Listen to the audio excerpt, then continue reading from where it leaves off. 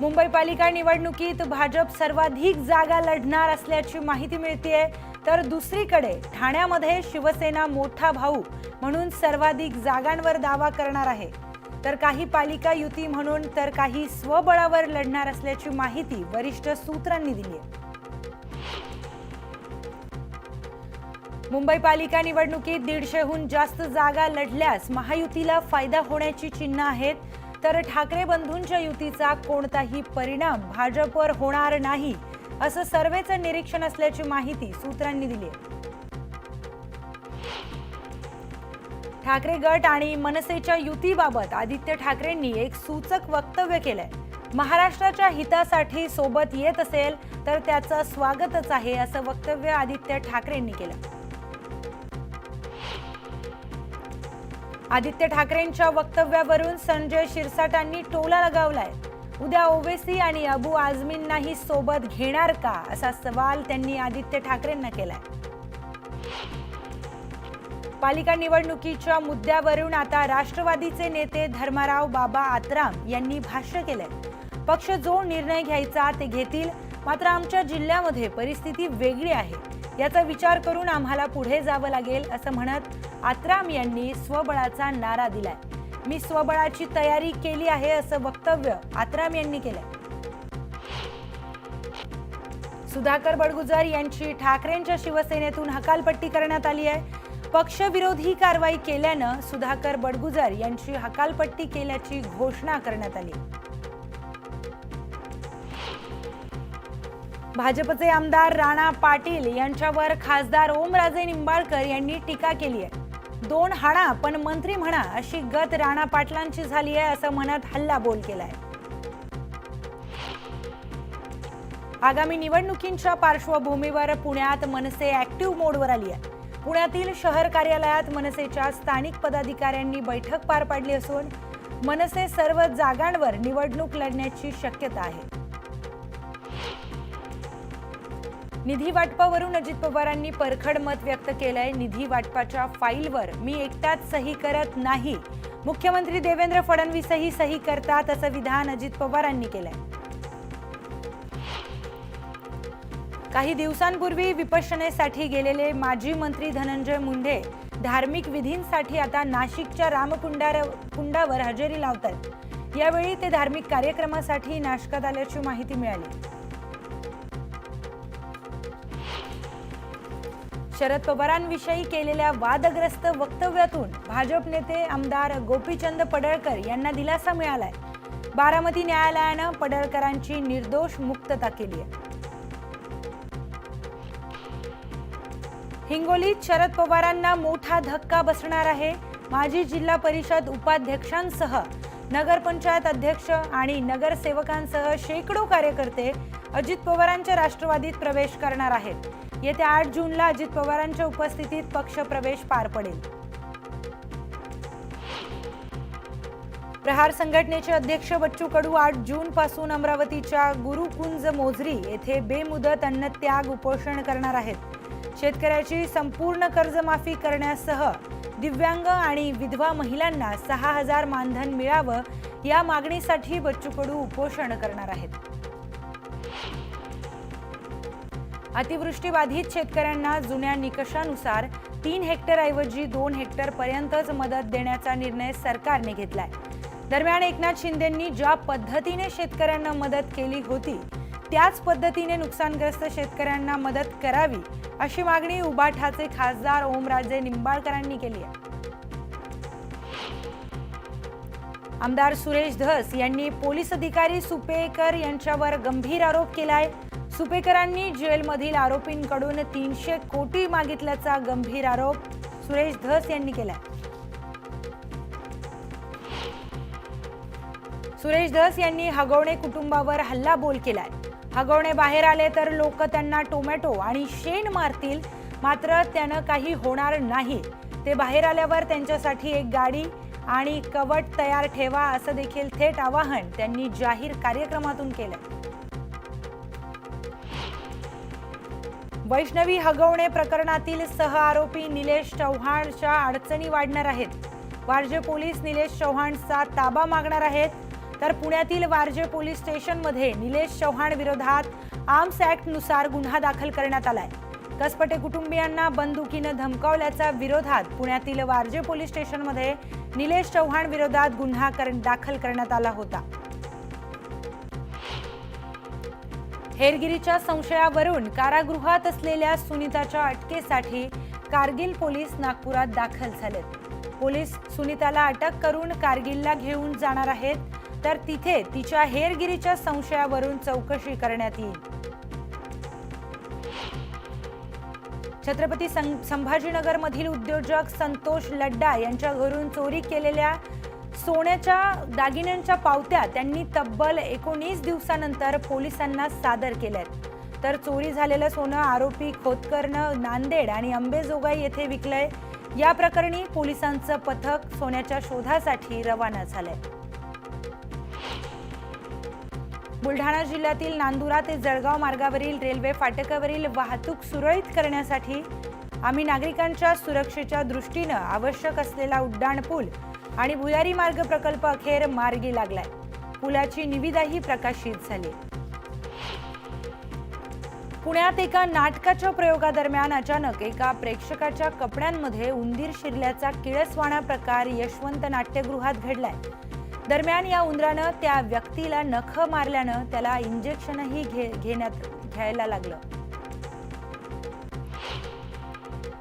इंजिनिअरिंगचा गणिताचा पेपर परीक्षा आधीच फोडण्यात आलाय। महाविद्यालयातील एका प्रोफेसरनं विद्यार्थ्यांकडून लाखो रुपये उकळल्याचा धक्कादायक प्रकार समोर आलाय।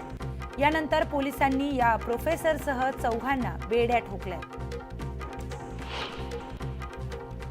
सोलापुरातील घंटागाडी कामगारांनी शोले स्टाईल आंदोलन केलंय।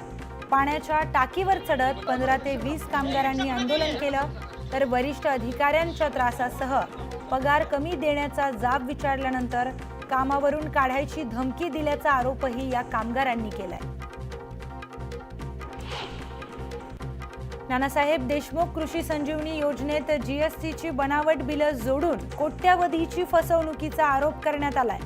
या प्रकरणी जीएसटी विभागाच्या कार्यालयासमोर आंदोलन करण्यात आलं। ठाकरे गटानं नागपूर पालिकेवर जन आक्रोश मोर्चा काढलाय। नगर विकास मंत्री एकनाथ शिंदे नागपूरला सावत्र भूमिका देत असल्याचा आरोप करण्यात आलाय। तसंच अडकलेली फायरमॅन भरती बेरोजगारी विरोधात उभाठानं मोर्चा काढलाय। लोणावळ्यात गोवंशांना भूल देऊन पळवून नेण्याचा कसायांचा प्रयत्न फसलाय। गोरक्षकांच्या सतर्कतेमुळे 3 गोवंशांना जीवनदान मिळालंय। लोणावळ्यात दिवसेंदिवस वाढत जाणाऱ्या चोरीच्या घटनांमुळे संतप्त झालेल्या लोणावळेकरांनी पोलीस ठाण्याला घेराव घालत पोलिसांना जाब विचारलाय। चोरट्यांचा बंदोबस्त कधी करणार असा सवाल त्यांनी पोलिसांना विचारलाय। पुण्यात ॲग्रो हॅकेथॉन भरवण्यात आलं होतं। यासाठी मावळ तालुक्यातून 100 शेतकऱ्यांची निवड करण्यात आली होती। या शेतकऱ्यांनी शेतीविषयक नाविन्यपूर्ण माहिती आत्मसात केली आहे। मावळमधील तळेगाव दाभाडे येथील पाणी पुरवठा पुढील 2 दिवसांसाठी बंद राहणार आहे, तर जलशुद्धीकरण केंद्रातील देखभाल दुरुस्तीच्या कामासाठी हा पाणी पुरवठा बंद राहणार असून नागरिकांनी जपून पाणी वापरण्याचं आवाहन करण्यात आलंय। लोणावळ्यातील वाढती वाहतूक कोंडी ही स्थानिक नागरिकांसह पर्यटकांसाठीही डोकेदुखी ठरतीये। पावसाळा पूर्णपणे सुरू झाला नसतानाही वाहतूक कोंडीचा सामना करावा लागत असल्यानं शरद पवार गट आक्रमक झालाय। वाहतूक कोंडी दूर न केल्यास रास्ता रोको आंदोलन करणार असा इशारा देण्यात आला। अकोला शहराला पाणी पुरवठा करणाऱ्या काटेपूर्णा धरणात सध्या 16.88% जलसाठा शिल्लक आहे।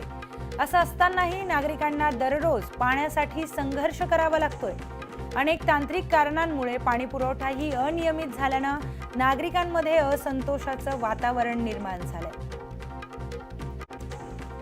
लोकमान्य टिळक टर्मिनल्स दानापूर एक्सप्रेस मधून एक गर्भवती महिला प्रवास करत होती। यावेळी अचानक तिला त्रास सुरू झाला, मात्र यावेळी प्रवाशांसह RPFच्या तत्परतेमुळे गाडीतीलच एका डब्यात महिलेची प्रसूती करण्यात आली। या महिलेनं एका गोंडस मुलीला सुखरूप जन्म दिलाय। भुसावळ रावेर मार्गावरील पाडसळा गावाजवळ वाहतूक विस्कळीत झाली होती। जवळपास 1.5 तासांपासून या मार्गावरील वाहतूक खोळंबल्यानं जवळपास 4 ते 5 किलोमीटर पर्यंत वाहनांच्या लांबच लांब रांगा लागल्या होत्या। ताडोबा अंधारी व्याघ्र प्रकल्पाला जोडणाऱ्या चंद्रपूर ते मोहर्ली मार्गावर पर्यटक वन विभागाच्या आदेशाला न जुमानता हुज्जत घालत वाहनं थांबवतात। अशा पर्यटकांवर कारवाई करत वन विभागानं आतापर्यंत 28 लाखांचा दंड वसूल केलाय। मात्र वाघाचं दर्शन होत असल्यानं पर्यटकांचा धिंगाणा कायम आहे। धुळ्यातील SSVPS अभियांत्रिकी महाविद्यालयाच्या प्राध्यापकांसह विद्यार्थ्यांनी संशोधन करून सोलर ड्रायरची निर्मिती केली आहे। संपूर्ण भारतीय बनावटीच्या या सोलर ड्रायरचा शेतकऱ्यांना मोठा उपयोग होणार आहे। कुडाळ तालुक्यातील एका तरुणानं नोकरी न करता शेती करण्याचा निर्णय घेतलाय आणि त्यानं 35 एकरमध्ये बांबूची शेती करत लाखोंचं उत्पन्न मिळवलंय। सिंधुदुर्गातील 16 गावं जोखीमग्रस्त जाहीर करण्यात आली। मागील 3 वर्षांमध्ये ज्या ठिकाणी लेप्टोचे रुग्ण आढळले अशा ठिकाणी साथ रोगाच्या नियंत्रणासाठी आरोग्य विभाग सतर्क झाले। मनमाड मालेगावसह नाशिक जिल्ह्यात झालेल्या पावसामुळे शेतात पाणी साचलं होतं। त्याचाच फटका काढणीला आलेल्या कोबी, फ्लावरसह शेकडो एकरावरील भाजीपाल्याला बसलाय। सर्व भाजीपाला सडून खराब झाल्यानं शेतकरी मेटाकुटीला आले। मराठी शाळेचा टक्का वाढवण्यासाठी अहिल्यानगर जिल्ह्यातील गणोरे ग्रामपंचायतीनं अनोखा निर्णय घेतलाय। गावातील जिल्हा परिषदेच्या शाळेत प्रवेश घेतलेल्या विद्यार्थ्यांच्या पालकांना घरपट्टी आणि पाणीपट्टी माफ करण्याचा निर्णय ग्रामसभेत मंजूर करण्यात आलाय। अजिंठा लेणी बघण्यासाठी आलेल्या पर्यटकांवर आग्याम मोहोळाच्या माशांनी हल्ला केलाय। या हल्ल्यात तब्बल 50 जण जखमी झालेत। तर यावेळी मधमाशांच्या हल्ल्यापासून वाचण्यासाठी इकडे तिकडे पळताना गोंधळ उडाल्यानं एका पर्यटकाचा खाली पडून हातही मोडलाय। कुडाळमधील शिवापूर गावातील विठोबा शिंदे यांच्यावर काही दिवसांपूर्वी गवारेड्यानं हल्ला केला होता। या घटनेत ते गंभीर जखमी झाले होते। त्याच पार्श्वभूमीवर आमदार निलेश राणेंनी पाठपुरावा केल्यानं वन विभागाकडून त्यांना 5 लाखांची मदत करण्यात आली आहे। तर ग्रामस्थांच्या वतीनंही त्यांना 1.5 लाखांची मदत करण्यात आली। आमदार निलेश राणे व वनक्षेत्रपाल संदीप कुंभार यांच्या हस्ते ही मदत देण्यात आली। यावेळी शिवापूर व पंचक्रोशीतील ग्रामस्थ उपस्थित होते।